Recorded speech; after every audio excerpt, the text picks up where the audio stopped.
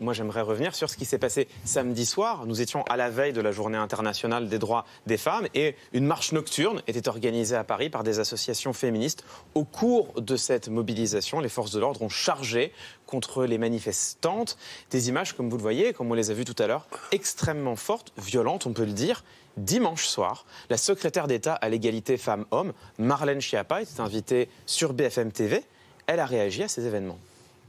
De quoi on parle? On parle d'une manifestation de nuit organisée par des groupes antifascistes, anticapitalistes, féministes qui ont décidé de faire une manifestation de nuit. Le ministre de l'Intérieur a demandé un rapport et dans ce rapport, il est indiqué que manifestement le tracé de la manifestation n'aurait pas été respecté d'après ce rapport et que par les manifestants. C'est ce qui est dit dans ce rapport et que ça aurait occasionné l'effet que l'on voit là sur les vidéos. Alors, on va revenir dans un instant sur ce fameux rapport. Mais avant tout, question.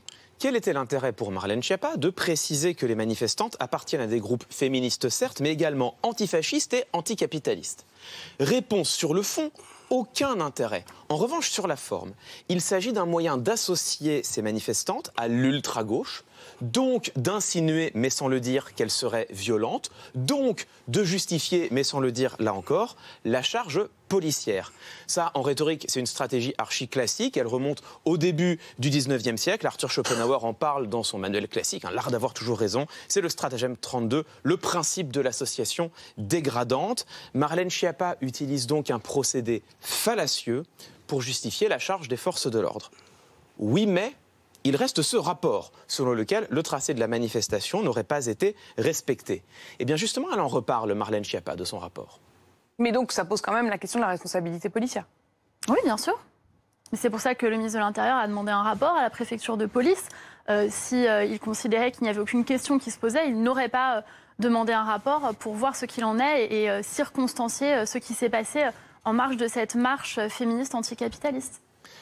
Ici, on se situe quelques minutes plus tard dans l'interview. Marlène Schiappa a été relancée plusieurs fois, elle est poussée dans ses retranchements et elle finit par nous expliquer qu'il faut attendre les conclusions du rapport. Oui, mais il faut savoir, de deux choses l'une, soit le rapport existe déjà et on ne voit pas pourquoi elle refuse ici de répondre, soit le rapport n'existe pas encore et on comprend mal dès lors sur quel fondement elle évoquait tout à l'heure le tracé de la manifestation. En rhétorique, c'est à nouveau une stratégie très classique, ça s'appelle tout simplement la temporisation et celui qui en parle le mieux, c'est peut-être Georges Clemenceau qui disait « Si vous voulez enterrer un problème, vous nommez une commission ou comme aujourd'hui, vous attendez un rapport. » Georges Clemenceau qui a inventé les fameuses brigades du Tigre. Exactement. À nouveau, le procédé est fallacieux et vous allez voir que Marlène Schiappa ne s'arrête pas là. Sincèrement, je vous le dis, je suis choquée quand je vois la façon dont les jeunes femmes, parce qu'elles sont beaucoup jeunes parmi elles, sont traitées, notamment quand elles sont traînées par les cheveux, etc. C'est une chose. Par ailleurs, je sais aussi que les forces de l'ordre, tous les jours, sont très souvent dans de nombreux territoires en première ligne pour protéger et défendre les femmes face aux violences conjugales. Et ça, je ne veux pas l'occulter. Donc je ne suis évidemment pas d'accord avec le slogan « flic, violeur, assassin ». Je ne suis pas d'accord avec ce slogan.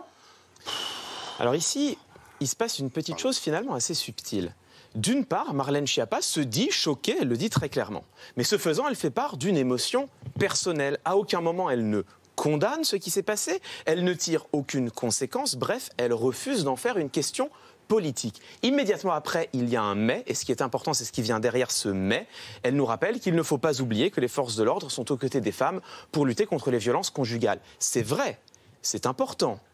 Mais ça n'est pas le sujet, ça n'est pas du tout ce dont on parle. Là encore, c'est une stratégie classique, Schopenhauer en parle, lui aussi, c'est son stratagème 29, il appelle ça tout simplement la diversion.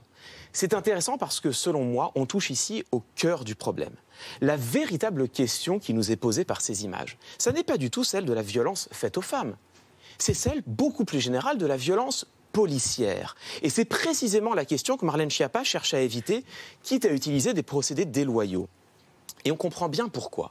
Samedi, le même jour que ces images, Mediapart a publié un article dans lequel on apprend que, selon plusieurs notes de la gendarmerie nationale, ces notes mettent en cause les pratiques illégales du préfet de police de Paris, Didier Lallemand. Il est notamment fait mention de pratiques contraires à la législation et à la réglementation, ainsi que d'emplois disproportionnés de la force. On a des notes qui valident l'existence de violences policières à Paris. Mais cela, Marlène Schiappa n'en parle à aucun moment. Nous en sommes donc toujours au même point. qu'il s'agisse des Gilets jaunes, des manifestations pour le climat, contre la réforme des retraites, des banlieues ou désormais des femmes, il est toujours impossible aujourd'hui d'entendre le gouvernement s'exprimer sur les violences policières dans notre pays. Merci Clément.